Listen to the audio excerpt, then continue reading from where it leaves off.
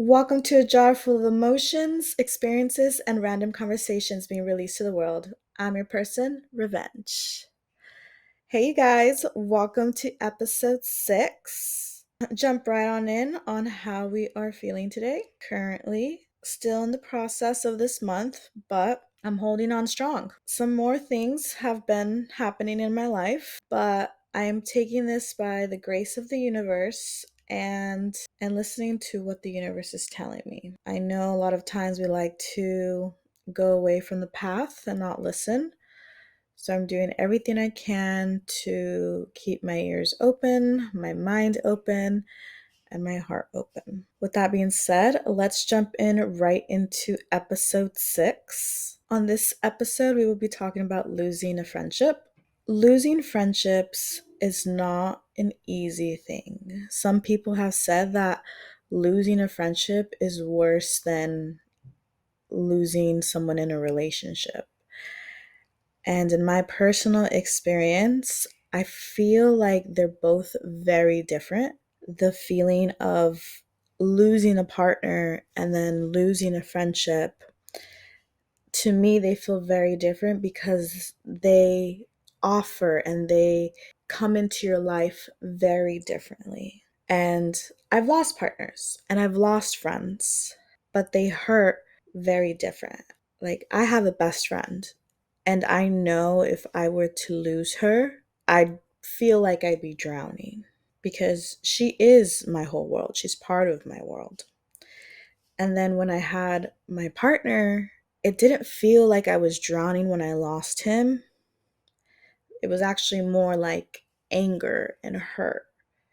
So I think it really varies on the reason why you guys drifted. How did they complement your life? What was so special about that friendship that it lingers in your head after many years of no longer being friends? I'm going to talk about two prime examples that have happened in my life where I've lost two important people that I thought would spend a lifetime with them as a friend. So, for the sake of this, her name is Maria. Okay. So, Maria's mom was best friends with my mother. They knew each other in high school. They both found the loves of their lives at the time. And Maria's mom got pregnant with her, and then she came first. My mother, I believe 2 years later, got pregnant with me, and then I came, right? Then, of course, bound to be best friends since birth. That's how it happened. Since they were best friends, we became best friends. And it wasn't just best friends, it was more like we were sisters. And that's what we would call each other, sisters. There was no one in my life that I would ever think to call my sister.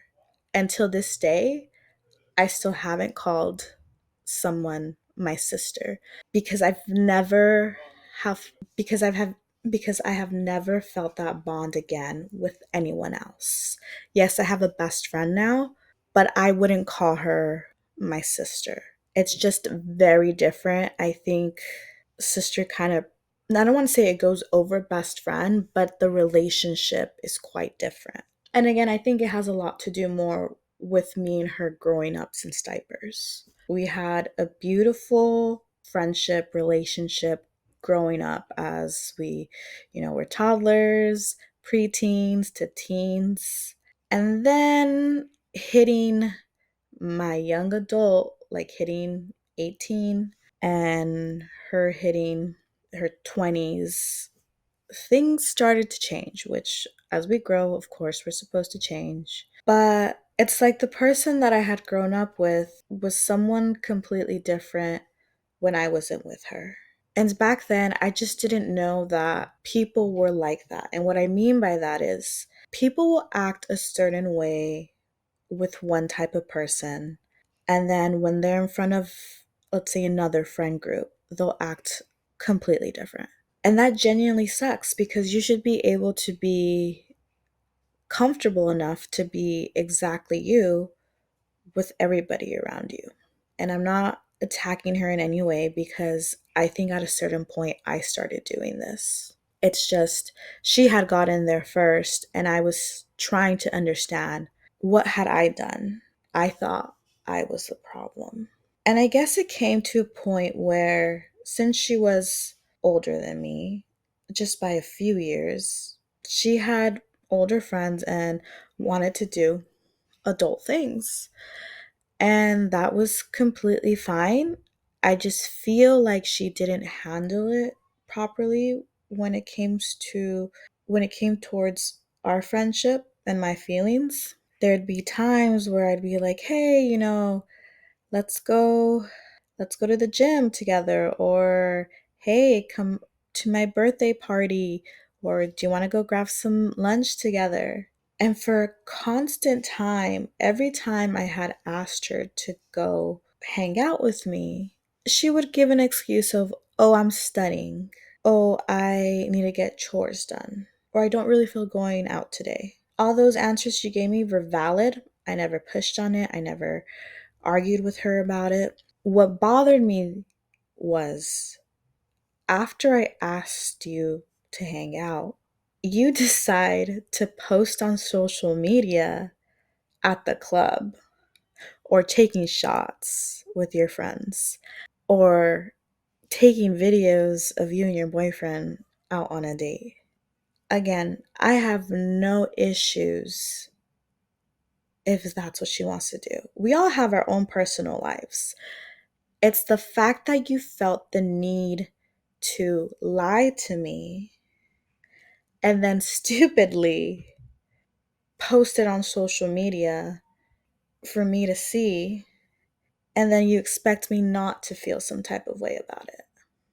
And at a point, one time, I literally did call her out. I replied to one of the stories and I said, "No, que you were doing homework tonight?" And she left me on scene. Of course, because she didn't have anything to say about it. So I just don't appreciate the lies. One thing I won't tolerate are lies from people. You lie to me, we're just done. And especially with her after time, and each time, feeling that she's just not interested anymore.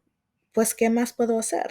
And then getting to just hang out with her more when she would, it was a constant of, "Can I bring my boyfriend? Oh, I need to do this with my boyfriend." She was that type of person to put her love life in front of all friendships. It's like when they're taken, pues you don't hear about them. But when they're single and they're heartbroken, oh yeah, they want to reach out to you and have fun with you and whatnot, right? I didn't like that either because I'm not that type of person. So I just, I had to like let go. At that point, I was like, maybe I'm the problem. She keeps not wanting to hang out, finding some other excuse. Maybe I'm not fun. Maybe we're just growing separate ways. So I just stopped inviting her to things. I stopped inviting her to my birthday. I stopped asking her if she wants to hang out. I feel like friendships are like a 100% thing on both sides. Like, I'm going to give in, you're going to give in too. I don't want it to be like I'm constantly giving, giving, giving, and you're not reciprocating that. Because I value friendships so much that I want to make sure like you feel validated and your emotions and your feelings are being heard and taken care of. Like, that's the type of person I am when it comes to friendships. And see, I think maybe this is where I kind of fuck up myself is when I start considering you part of my friend group, you kind of start becoming my family. Like at this point in my life, the friends that I have are like my family, and I would take a bullet for them because through the years of my life, it's like I don't want people who are going to use me ultimately or take advantage of me and then just one day disappear and then I don't hear anything of them. Like, I want to take it to a point where I can rely on you, you can rely on me. You ever need anything, like I'll be right there. So I kind of make it to the point where I bring you into my personal circle and I make you my family. And maybe it's a thing that I kind of do because I'm an only child and I have a lot of personal problems with my own blood family that I've had to create my own family in some type of way, because I necessarily don't believe that blood is your only family, or that blood, that because they're your blood you have to forgive them for everything they do. Like, I do not believe in that crap at all. Like, when my family does shit to me, I cut them off. I walk away. I don't tolerate that shit anymore, because I've learned with the years that blood family won't be there for you. And it also means that you're not going to tolerate their shit because they're blood related. So yeah, I take these friendships and I put you part of my family. Like, I have plans to leave out of California, go somewhere out of the country, buy a plot of land, and have a homestead. And you know who I'm taking? I'm taking my son, I'm taking my best friend, and that's it. Like, that's my family right there. As much as I would love to take my mom, she has her own family now. But it is what it is. Like, that's my family right there, and I'm happy with that. I want peace and tranquility. If someone wants to join me in that, then prove it. Be a good friend. I wish her great. I still have love for her. I do feel like if she were ever to come to me and be like, hey, like, let's go get a drink or something, I would be so down to. Maybe we needed that long break. It's been years since we've actually really talked. Maybe she's a changed person. I'm a changed person. So who knows? The second relationship that I want to talk about is actually one that I lost this year, which I never saw coming. This one was like hidden real low key. And when it happened, I just knew immediately, like, I don't think there's going to be a way back to somehow reconnecting how we did before. For the sake, her name is Sarah. Me and Sarah would text every day, maybe call, video chat once a week. I've shared a life with her since maybe like 11, 12. And as soon as we met, we immediately clicked. And she has been my friend ever since. Unfortunately, our friendship ended due to something happening to me. And I guess her not really approving how I handled the situation. And on top of that, I feel a big part of it was her partner got into her head regarding this situation, and it changed certain things. And I didn't like that. So something happened to me. I took care of it. I dealt with it. What I don't exactly want to talk about what happened, because I am still friends with these certain people. It involved other people, but I'm still friends with these other people, and I want to respect their privacy because I have moved past it. But it was the fact that I guess she was mad for me, and I totally understand that. But it comes to the point with, if the harm that was done to me and I was able to move past it, put it behind me, continue forward, she should have tried to do the same. Because again, it didn't happen to her, it happened to me. And it came to the point where basically, when we were all gonna get together, like as a group of friends, she had told me, well, if you're inviting that person, I'm not going. In the end, basically, she told me, you have to choose between me and them. And I didn't like that. I don't like where people put me in choosing sides. Like, if I know you're wrong, I'll call you out on your shit. Like, as much as it may hurt your feelings, I'll tell you, you fucked up in this way. And that's exactly what I did with the party of people of what had happened. But I had also told Sarah, like, you can't make me decide. Like, I love all of you equally, and I'm going to continue inviting all of you guys. Now, if you don't show up to the next trip or birthday event or whatever it is, yeah, it's gonna hurt. But I can't stop inviting these people because one, your boyfriend got in your head, and two, because you now have personal issues with them.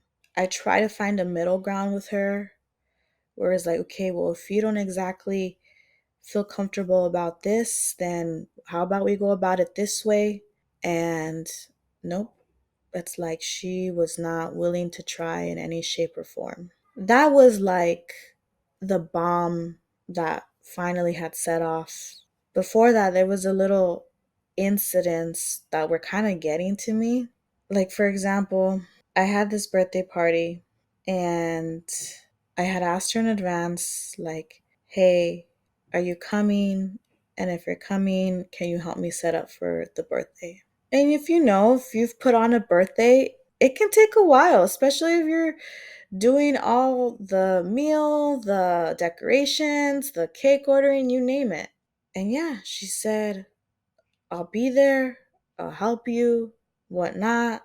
So I expected that help. Comes the day of the birthday event where we're starting to set up at like 9 a.m.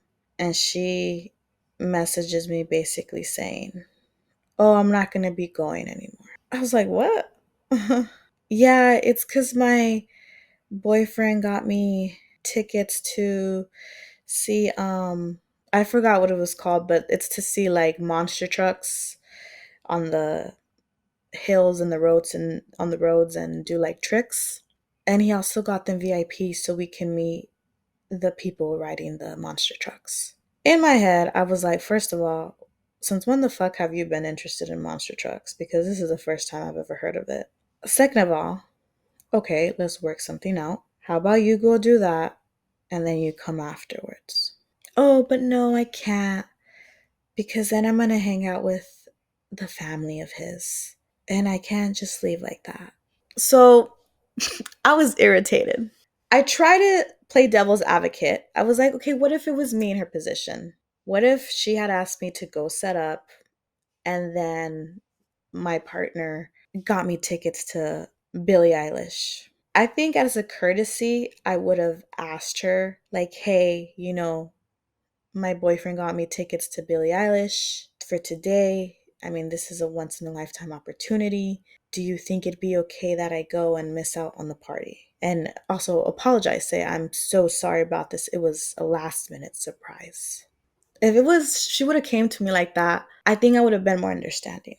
But it wasn't Billie Eilish though for her. Again, when the fuck have you been interested in monster trucks? So if it was like Billie Eilish or someone she fucking loves, I'd be like, hell yeah, go for it. Make sure you take a shot for me. But I would have told my partner, like, hey, like, let's say if he was the one to asking me to go to monster trucks with him, I'd be like, hey, I made plans already. Like, as much as I love to go, like, I made a commitment. I'm supposed to be going to this party, or maybe I can go to the show and then can you take me right after to the party? Like, work something out, right? But no, it was just not like that. And she's really that type of person to please people. So I don't know if also it was a thing she just didn't know how to say no. And it was just easier to let me down. She was also that type of person where it was getting to me where she'd constantly complain about her family. She'd talk about, I'm leaving, this is the last time, this is the last time I'm dealing with this, no more. Constantly complaining about her family. And mind you, she is a year older than me, and she was doing nothing about it. Yes, my own family has taken advantage of me, but I think her family taking advantage on her was a different level. And I always told her, I don't know how you accept that shit. So, and I had offered because I had a spare room at that time. And I told her, come live with me. Come live with me. You'll find a job around this area. You can go to school. She'd find an excuse. Nah. Or no, because of this. And I really think it's because she didn't want to leave the boyfriend. I really sincerely think that. Because I bet you if he asked her to move with her, she'd jump on it in a heartbeat. So I'm like, I have offered you so many solutions, and you don't want to take any of them. From you constantly feel like you don't want to leave, and then you flaking on me, and then having this big situation problem, I had just had enough. And there was a little other minor things, David was just adding fuel to the fire until it finally popped, and I was just so over it. But recently, reached out to the person. I said, "Hey, I'm inviting you to this. I hope you'd come. If you don't, that's all right." She said she wouldn't be coming, but wished me the best and that we still have love for each other. And that's very true. We still have love for each other. I just really think we needed our time to separate.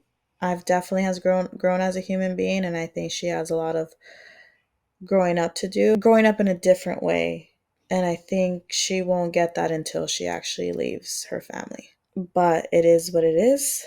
If that's what she wants, by all means, it's respected. I did what I could to help her. Losing friendships for me have never been easy, especially when I was younger. I feel like I was just hurt every time I'd get a new friend. So when I call someone my friend, I'm very careful with it now because you really don't know who this person is until you go on a trip with them, really. It's a real thing. Like, you don't really know who your friends are until you do a week trip. Some say 3 days, but typically I think 3 days you're still getting used to each other. So I say a week. I think it just depends on the type of people you're with. But yeah, you find out that they have their own little quirks on how they sleep or what time they get up. These little things that you just never knew. So vacation with your friends and it'll give you a good insight of who they really are. I know I'm going to continue losing friendships here and there, but at least I'm more mentally and emotionally capable and prepared to have those losses and move forward and not hold them in my heart anymore. So that's a big win for me that I'm able to do that now. Well, that's all for today's episode. Make sure to follow us on Instagram and TikTok, Cat's Jar. Give us a like, comment, or follow on Spotify, and subscribe to our YouTube channel. Don't forget, you are the jar, and everything in the jar makes you unique. So keep jarring.